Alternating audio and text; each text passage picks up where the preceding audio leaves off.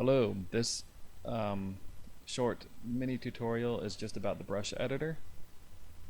We're basically going to go over some of the basic parameters of the brush editor to get you the most mileage right away. And let's start by just opening up what that looks like. So you can either hit F5 to get into it. That's also right here, brush, in case you forget. You also have brush presets. By opening the brush palette, you automatically get this other tab that says brush preset. So you can go ahead and access them that way as well. By default, Photoshop's going to have a huge list of brushes already here for you. We're really just going to start with one of these first two. I'd go one down, and from there, that's going to give us a brush that essentially, let's create a new layer. There it is. Not much to it really. It's a basic round. Doesn't get thick or thin. Doesn't get soft or thicker. So one of the first things I like to mess with is turning on the shape dynamics, and that's this top one. So I hit that. You're not going to get typically anything different about your stroke yet anyway. Here's a little preview window of what your stroke looks like. But if you go to size jitter and you go to pen pressure, okay, immediately now it gets thin to thick. So here's a thin to thick stroke. So we're already looking much better. From here, I have this control called minimum diameter. Now that sets the diameter to be thin all the way down to pretty much 0% or up to 100%. I usually don't like the thin. That tends to leave unsightly tails and tips at the end of the stroke. Sometimes it leaves a little blob. So I find going about, well, let's just say 30-40%. That way I can still get some thick and thin. But without getting those little unsightly pieces. Now under spacing, if I were to go a little bigger on this brush, what you'll notice is the scalloping on the brush, and those are those little humps.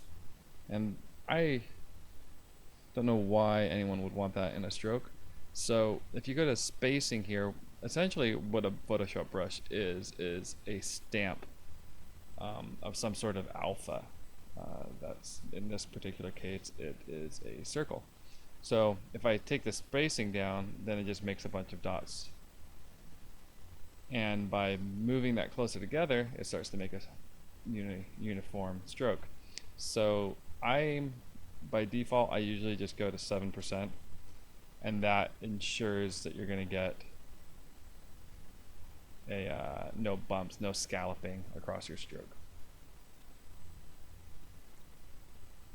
The next, back under shape dynamics, so we had size jitter. We're controlling that with the pen pressure.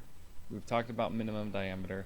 Angle jitter, it was not going to affect anything because this is just a round stamp, so changing the angle isn't going to do anything. If we had an asymmetrical stamp image to begin with, then the angle jitter and the roundness would start to have more of an effect.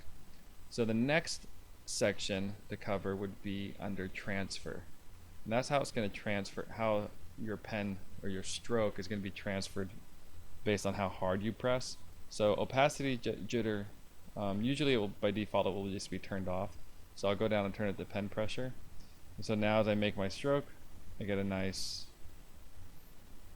there's a bit of opacity depending on how hard I press.